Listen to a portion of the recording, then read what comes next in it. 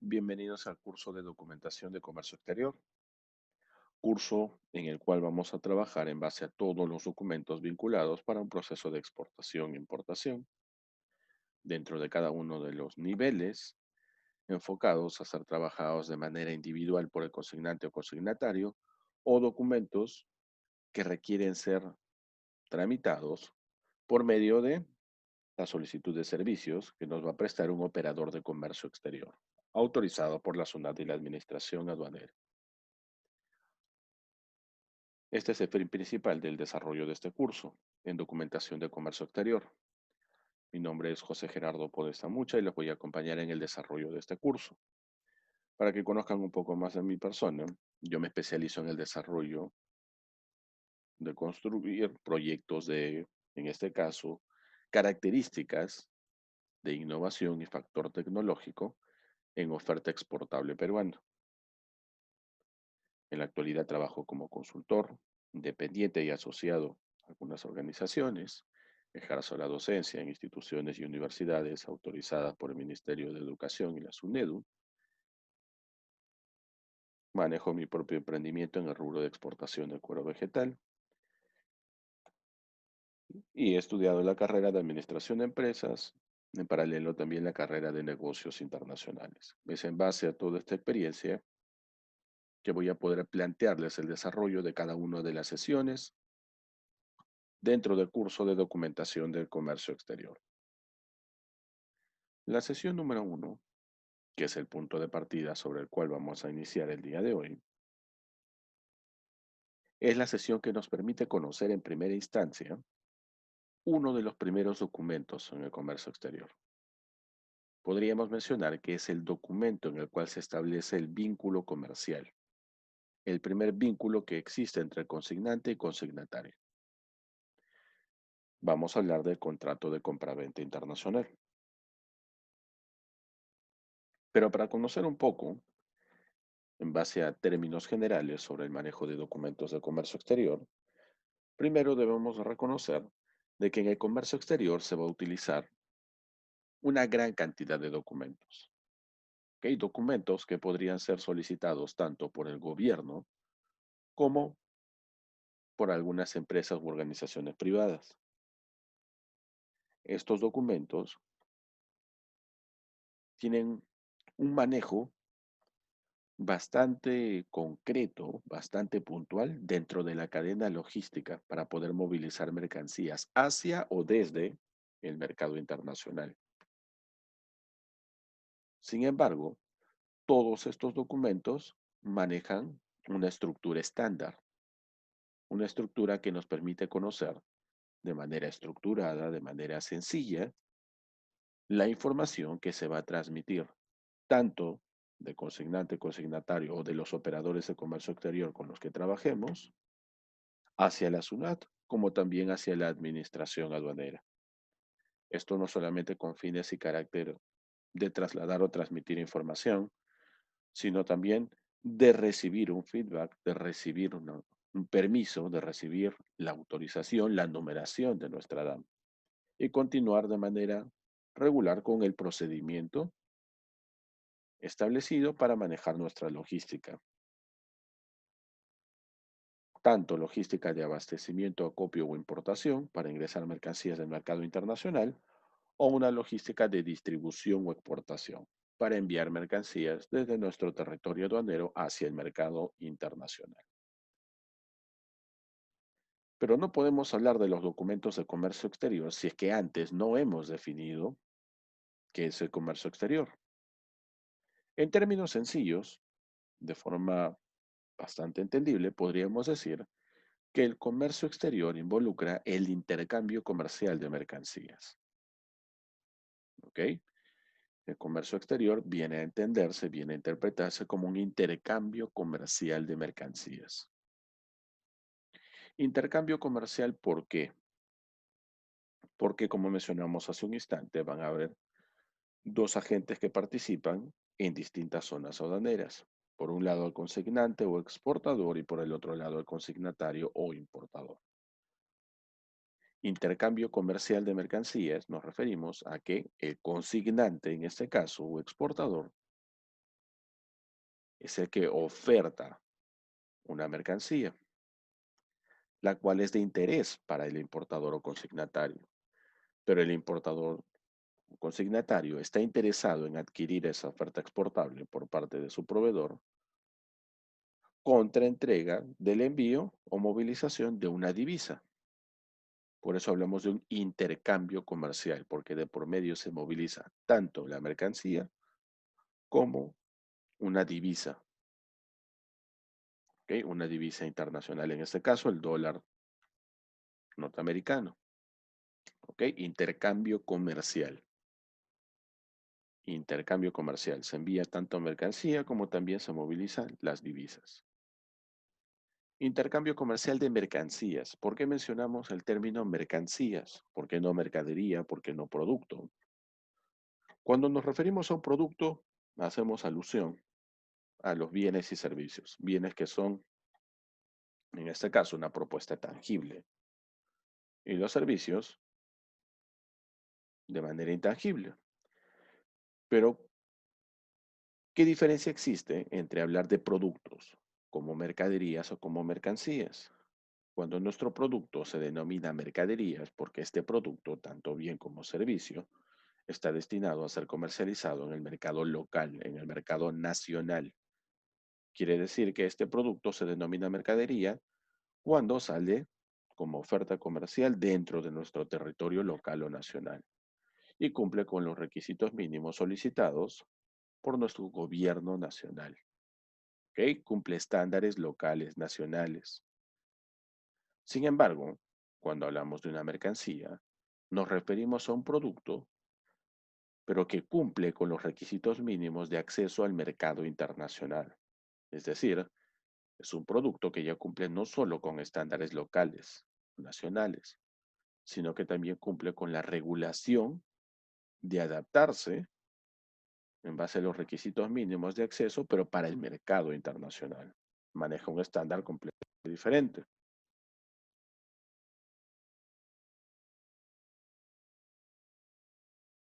Esa es la principal diferencia entre hablar de una mercadería o una mercancía. Muy bien, pero continuamos con el concepto. Intercambio comercial de mercancías. ¿Entre quiénes?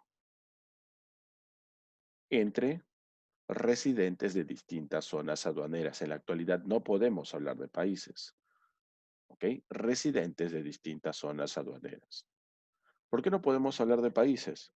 Porque en la actualidad ya no solamente tenemos países. Tenemos, como ejemplo, acá traemos en la PPT dos posiciones. La primera es la de la Unión Europea, que es un bloque comercial que negocia y establece las reglas de juego para participar del comercio exterior como bloque comercial. ¿Ok? Es decir, acá no hablamos de un país de manera independiente, de manera individual, hablamos de todo un bloque comercial. Tanto así que podríamos mencionar que firma tratados de libre comercio, firma acuerdos comerciales, no a nombre de un país, sino a nombre de todo el bloque comercial. Así que, como punto de partida, no podemos hablar de países porque en la actualidad existen bloques comerciales. Y número dos, tenemos el ejemplo de China. China es un solo país, pero sucede algo muy particular dentro de este país. Tiene varios territorios aduaneros y cada uno de esos territorios aduaneros o espacios geográficos delimitados como zonas primarias cobran diferentes aranceles y tienen una distinta política comercial para cada uno de esos territorios aduaneros, para cada una de esas zonas primarias. Es decir, no es lo mismo que trabajes en comercio exterior con la República Popular China, con Taipei chino, con Hong Kong, haciendo importaciones o exportaciones. Cada uno de estos espacios geográficos, denominados territorios aduaneros o zonas aduaneras, van a manejar sus propios aranceles y su propia política comercial de manera independiente, pese a que se trata de un solo país.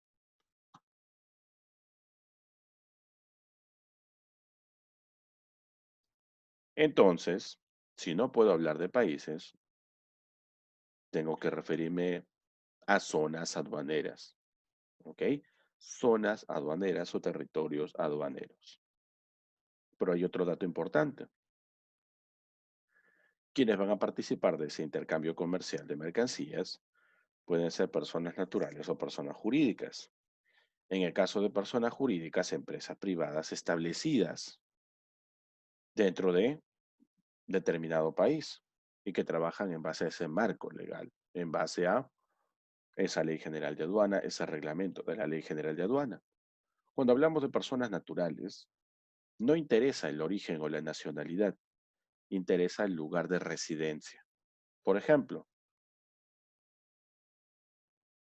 si se me ocurriera participar de realizar una exportación definitiva desde el territorio peruano, pero mi nacionalidad no es peruana, tengo una nacionalidad distinta, mi nacionalidad no tendría nada que ver con el hecho de que yo deba utilizar la Ley General de Aduana, el reglamento de la Ley General de Aduana, el Arancel Nacional de Aduanas, todos los documentos vinculados a comercio exterior, pero con un tratamiento orientado desde el país donde me encuentro residiendo, es decir, Perú.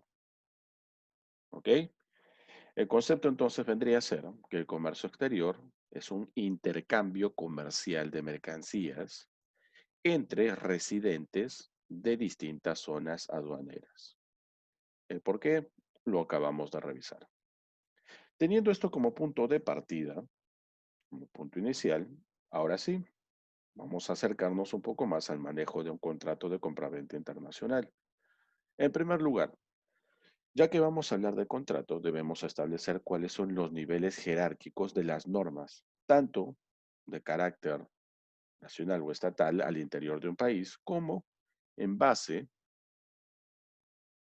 a las negociaciones que este país puede haber atendido con distintos socios comerciales. En primer lugar, para constituir un contrato de compraventa internacional debo conocer el nivel jerárquico de las normas, es decir, cuál es el nivel jerárquico, cuál es el nivel de importancia y relevancia que va a tener dentro de la firma de mi contrato de compraventa internacional las normas internas de un país. En primer lugar, tenemos a la constitución política de nuestro país. En segundo lugar, los acuerdos internacionales, los tratados, los convenios, las convenciones internacionales. En tercer lugar, se encuentran nuestras leyes nacionales y finalmente nuestros reglamentos. ¿Esto qué quiere decir? En un contrato de compra-venta internacional, no puedo solicitar, no puedo exigir el cumplimiento de una pauta estipulada en ese contrato que se respalde en un tratado de libre comercio o en un acuerdo internacional si va en contra de lo que establece la constitución política de mi país. Ningún acuerdo internacional, tratado o convenio está por encima de la constitución política de un país. Asimismo, también ninguna ley nacional, ninguna ley de iniciativa local se encuentra por encima de un acuerdo internacional, un tratado de libre comercio o un convenio, convención. ¿Ok? Los acuerdos internacionales, los tratados, los convenios, las convenciones están por encima jerárquicamente de nuestras leyes nacionales, así como también las leyes nacionales están encima de nuestros reglamentos. Es decir, es muchísimo más sencillo modificar un reglamento para no chocar con una ley. Y nuestra ley nacional nos puede permitir defendernos en un contrato de compraventa internacional, pero solo dentro de nuestro territorio nacional.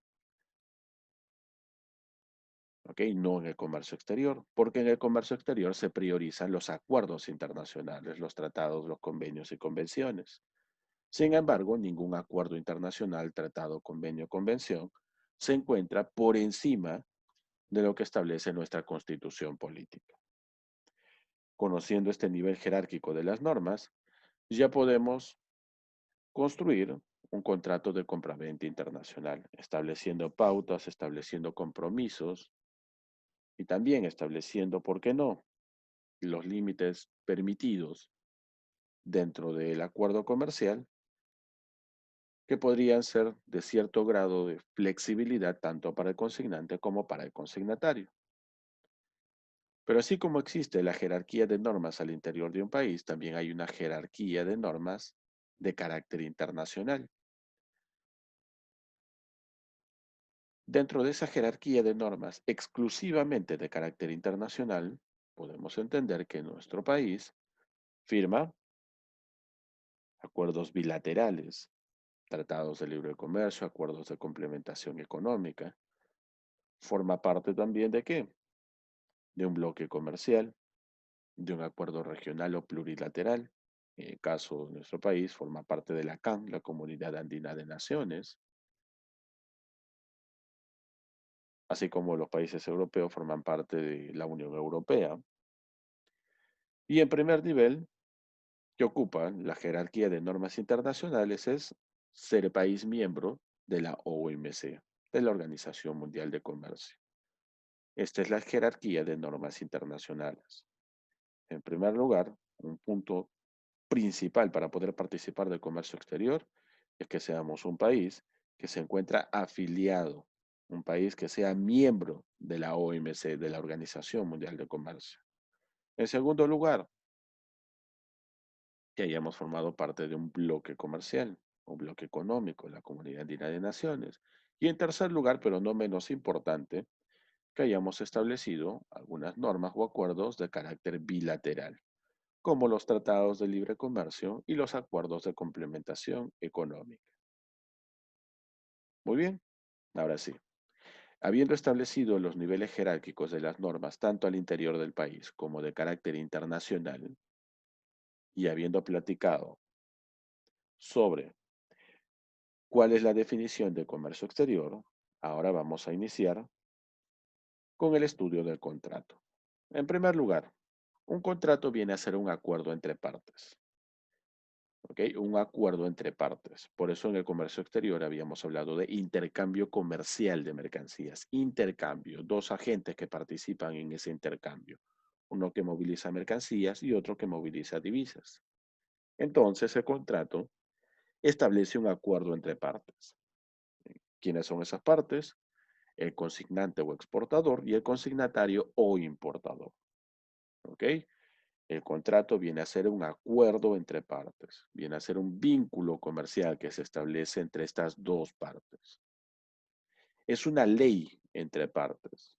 ¿Qué quiere decir esto? Que el contrato se debe cumplir sí o sí entre ambas partes, entre consignante y consignatario. Pero acá hay un punto importante a resaltar. Si el contrato es un acuerdo entre partes, es un acuerdo vinculante solamente entre dos partes, entre el importador y el exportador. En ese contrato no entra de ninguna forma un tercero. Es decir, en el contrato de compraventa internacional, y en ese contrato de compraventa internacional, se establece que todo el contenido de ese contrato, ¿ok?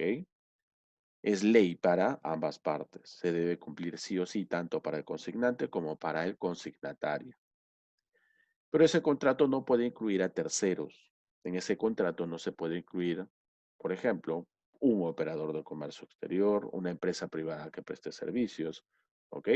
El contrato es solamente entre consignante y consignatario, es vinculante, no se incluye ningún otro tipo de agente que participe de ese contrato.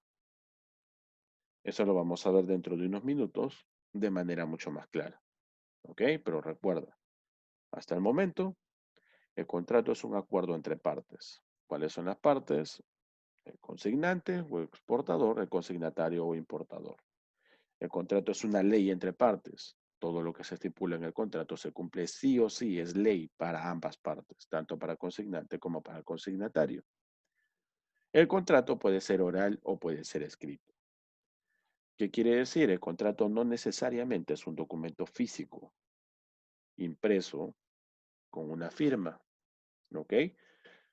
En la actualidad, también tiene validez y reconocimiento los contratos orales, los contratos escritos de manera física o los contratos escritos virtuales, es decir, por ejemplo, una cadena de correos electrónicos, también tiene validez de contrato. Nuevamente, cuando me refiero a pueden ser orales o escritos, escritos de manera física, o escritos de forma virtual. Escritos de forma física, un contrato de manera física impreso con firmas. Un contrato escrito virtual, una cadena de correos electrónicos, donde se establece la negociación de ese acuerdo comercial, de ese vínculo comercial que se establece entre consignante y consignatario. Pero también el contrato puede ser oral, una llamada telefónica, una videollamada, en el caso que fuera virtual. Todo esto queda como precedente, queda como respaldo de un contrato. ¿Ok? El contrato solamente va a afectar a ambas partes, al consignante y al consignatario, al exportador y al importador. El contrato no afecta a un tercero. ¿Qué quiere decir eso? Exportador-importador. Se establece que en el contrato la exportación va a darse en términos CIF. Es decir, el exportador o consignante debe realizar la exportación en términos CIF. Sin embargo, en el contrato, CIF 2020. Sin embargo, en el contrato el importador le dice, ¿sabes qué, exportador? Necesito que la exportación la realices en términos CIF, pero necesito que trabajes con tal línea naviera, con tal agencia de carga y que contrates a tal empresa de seguro. Y que el nivel de cobertura que se establece en la cláusula C la modifiques. ¿Qué quiere decir esto? Prácticamente el importador está consignando en ese contrato terceras partes. Como exportador te está obligando a trabajar con una agencia de carga, con una empresa de transporte internacional, con una empresa de seguro que le parece que es la mejor. Pero ojo, el contrato era en términos CIF. Se supone que el exportador es el responsable de contratar a la empresa de transporte internacional, la agencia de carga y la empresa de seguros. En este caso no debería haber intromisión, no debería existir esa intromisión por parte del importador de consignar esta información en el contrato. ¿Por qué? Esa información incluye a terceros, incluye a operadores de comercio exterior. Esa información no puede ir en el contrato, ¿ok? No al menos en el contrato original. Puede ir en un segundo contrato, el cual se puede endosar al primero, donde se establece, por ejemplo, en ese segundo contrato, que el exportador se compromete a trabajar con tal agencia de carga, tal empresa de transporte, tal empresa de seguro, pese a que la exportación es en términos CIF, el exportador va a cumplir los requerimientos solicitados por el importador, cediendo en este caso en la contratación de servicios con las empresas propuestas o hasta inclusive exigidas por el consignatario o importador. Y en este caso incluyas a las terceras empresas, ¿no? En este caso las agencias de carga, la agencia de aduana, la empresa de transporte internacional. ¿Por qué esa información no puede ir en el contrato original? Porque el contrato original es un acuerdo entre partes. Solamente afecta al consignante y al consignatario. No puede incluir terceros, ¿ok? Es una ley entre ambas partes. Si quieres incluir terceros, debes hacerlo por medio de contratos secundarios que se puedan endosar, que se puedan adjuntar al primer contrato. Pero esa información no puede ir en el primer contrato, ya que el primer contrato es una obligación solo entre ambas partes sin involucrar terceros. Otro punto importante. ¿Y cuando ese contrato ya pasa a denominarse internacional? Cuando las partes que suscriben o firman ese contrato se establecen en dos estados, entre comillas, países diferentes. Sin embargo, debemos recordar algo. ¿Se rigen por reglas distintas cada uno? Sí, pero al establecer un vínculo comercial, ambos se someten a seguir de manera estricta la ley que figura en este caso en el contrato. Por eso el contrato es una ley entre partes. ¿Cuáles son los contratos internacionales más frecuentes? El primero, el contrato de compraventa internacional. Ese es uno de los contratos internacionales más importantes que existe y es el inicial. ¿Por qué digo contratos internacionales? Porque en realidad vas a firmar más de un contrato internacional. ¿Con quién? Con cada operador de comercio exterior. Sin embargo, el principal contrato, el que le da el punto de origen al vínculo comercial, es el contrato que se establece entre consignante y consignatario, el contrato de compra-venta internacional. Después ya viene el contrato con tu agente de aduana, el contrato con tu agencia de carga, el contrato con el almacén y la prestación de sus servicios, etcétera. Otros contratos internacionales, pero que no necesariamente están vinculados al comercio exterior, se consideran los joint venture, las licencias y las franquicias. En nuestro caso, vamos a enfocarnos en contratos internacionales y no tanto a contratos, digamos, de un manejo completamente distinto. ¿Ok? Contratos internacionales de uso más frecuente en el comercio exterior.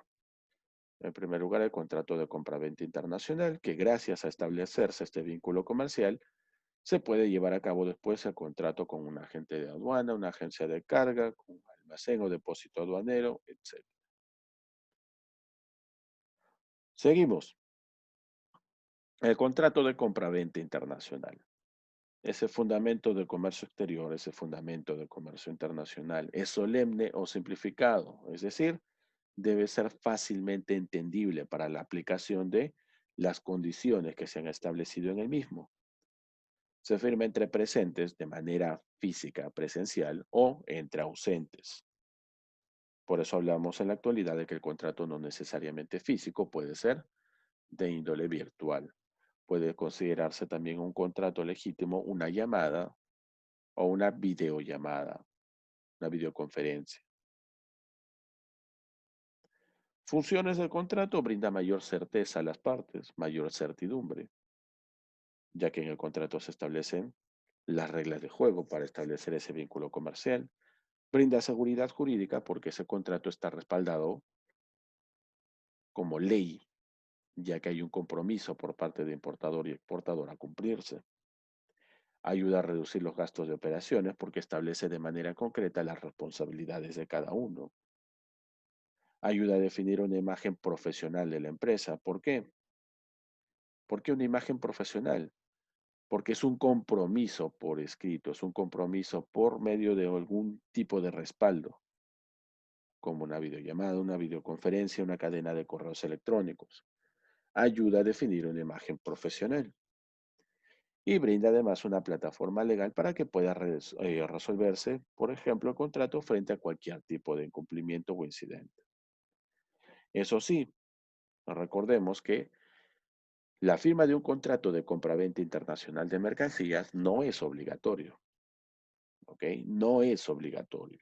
¿Es necesario? Sí. ¿Es necesario? Claro que sí, pero no es obligatorio. Finalmente, si yo tengo un proveedor con el que ya vengo trabajando 5 años, tanto así que lo considero un socio estratégico para mi empresa,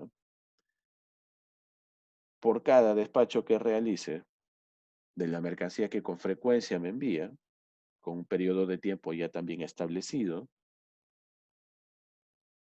no voy a firmar un contrato por cada despacho, ¿ok? Probablemente se me ocurra solamente utilizar una orden de compra hacia este proveedor y que le emita una orden de venta, ¿ok? ¿Cuál es la ruta? ¿Cuál es el camino?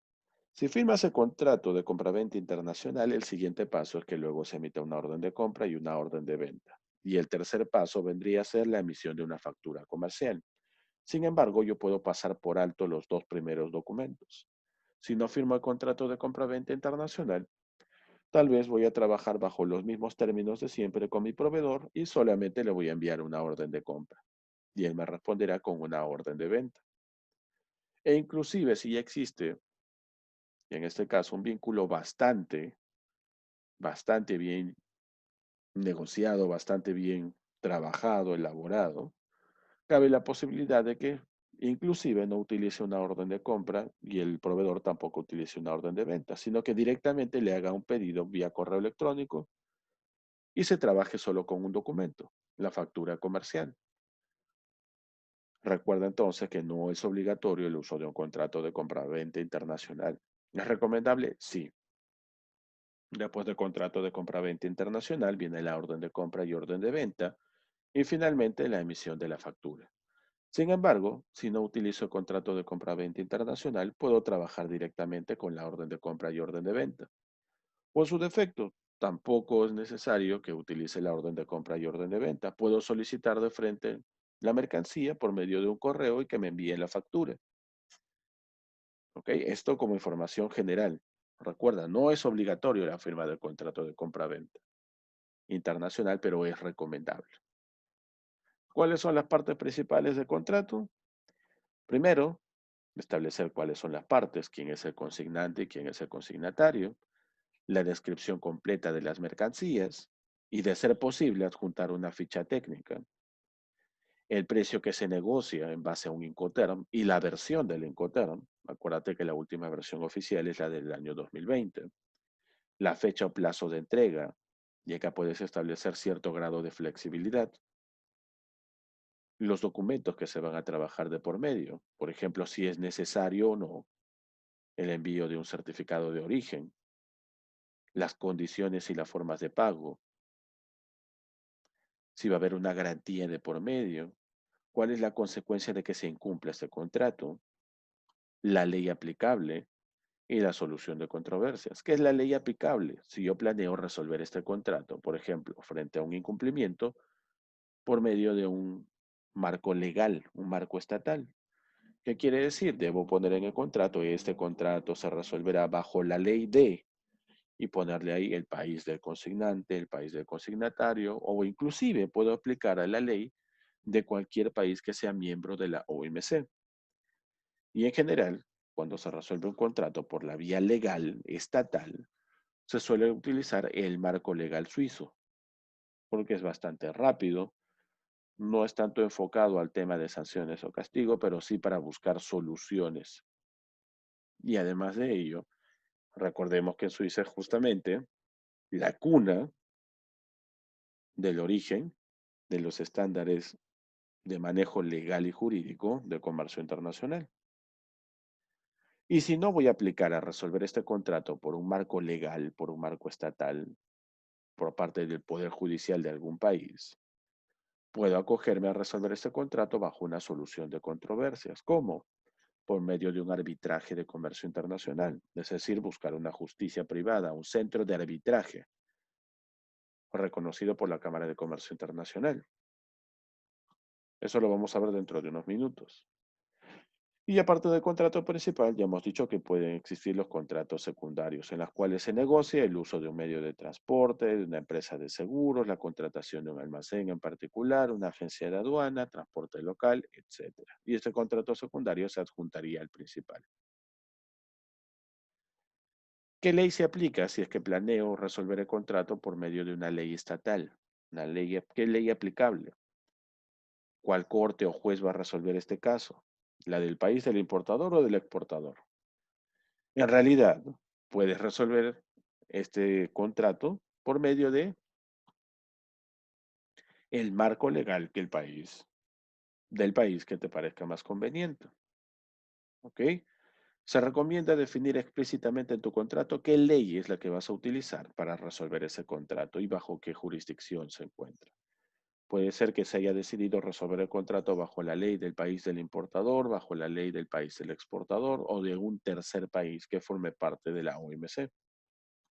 Hay libertad de elegir, ¿ok? Sin embargo, también podrías resolver ese contrato bajo una solución de controversias, pero ya no bajo una ley aplicable, sino bajo una tercera instancia, que viene a ser un marco privado legal, que son en este caso los centros de arbitraje internacional, sobre los cuales vamos a hablar en unos minutos. Otro punto importante en el contrato de compraventa internacional, recuerda que debes establecer el precio de la mercancía en base a un Incoterm, ¿ok? Tienes que colocar el precio nombrando el Incoterm, la versión del Incoterm y el lugar de entrega de la mercancía. Recuerda que puedes usar la versión que consideres. En Incoterms no existe la obligación de utilizar la última versión. Puedes usar la versión 2020, la versión 2010, no existe ningún problema. Son solo términos de negociación. Aquí ya hemos dicho que se utiliza cuál de las leyes, profesor, la del país del importador, del exportador, en realidad el marco legal de cualquier país que forme parte de la OMC. Y el que se utiliza con más frecuencia es el marco legal suizo. Pero también puedes resolver este contrato por medio de la justicia privada, que es un centro de arbitraje internacional. ¿Qué es un centro de arbitraje internacional? Un centro de arbitraje internacional generalmente está ligado a una cámara de comercio local de algún país, una cámara de comercio representativa de algún país, donde hay un conjunto de profesionales que son abogados especializados en derecho de comercio internacional y hay profesionales en negocios internacionales y comercio exterior, especializados en algún rubro, en alguna línea en particular. Cuando tú resuelves el contrato por medio de un centro de arbitraje, estás, en este caso, interesado en resolver el contrato de forma más rápida. Escoges cualquier centro de arbitraje internacional, ¿ok? En cualquier país asociado a cualquier cámara, que no tenga ningún vínculo con el consignante o consignatario. Tanto consignante como consignatario revisan el catálogo de árbitros y de especialistas y eligen un árbitro, el cual va a resolver el contrato. Y eligen también un especialista en el rubro en el cual hayan hecho la movilización de mercancías. El árbitro, como ese asesor especializado en negocios internacionales, van a tomar el caso y en cuestión de entre 3 a 6 meses, que en promedio, exageradamente 6 meses, mínimo 3 meses, van a resolver ese contrato. Pero, ¿por qué tiene tanto poder este centro de arbitraje internacional? Porque está asociado a una cámara de comercio local y la cámara de comercio local está asociada a la cámara de comercio internacional, que maneja también un centro de arbitraje de carácter internacional, de donde parte justamente toda la información a los demás centros de arbitraje locales. Ahora, en este caso, cuando recurras a resolver el contrato por medio de un arbitraje, el árbitro y el asesor de negocios internacionales, en el rubro en el cual se ha hecho la negociación o la movilización de mercancías, van a emitir una sentencia en un documento que se llama laudo arbitral. Ese laudo es inapelable, es decir, lo que diga el centro de arbitraje. En ese laudo se cumple, el laudo es la sentencia definitiva, se cumple a nivel internacional, no se puede apelar a un laudo, no puedes decir, bueno, no me convence, mejor vámonos a otro centro de arbitraje, o mejor lo resolvemos bajo un marco legal de mi país o de otro país. Un laudo arbitral no se puede apelar, es una sentencia que se cumple sí o sí de manera firme. Ahora, no siempre se trabaja con un árbitro y un asesor. En algunos casos se establece que el contrato se resuelve bajo una junta arbitral. ¿Y qué es una junta arbitral? Ya no contratas los servicios de un árbitro, sino de 3 árbitros, ¿ok? El tribunal arbitral. ¿Quiénes participan? Un árbitro elegido por el consignante, uno elegido por el consignatario y un árbitro elegido por ambas partes. Aparte de ello, los especialistas que van a brindar asesoría en el rubro de comercio internacional, porque el árbitro conoce de derecho de comercio internacional, pero de repente no conoce mucho sobre el manejo y tratamiento de la mercancía. Y es ahí donde entra a tallar el especialista en comercio exterior y negocios internacionales, a brindar asesoría. Y esta es la información que debemos conocer de manera básica o fundamental en base a los contratos de compraventa internacional. Esta ha sido la sesión número 1, el punto de partida para el desarrollo del curso de documentación de comercio exterior. Nos vemos en la sesión número 2.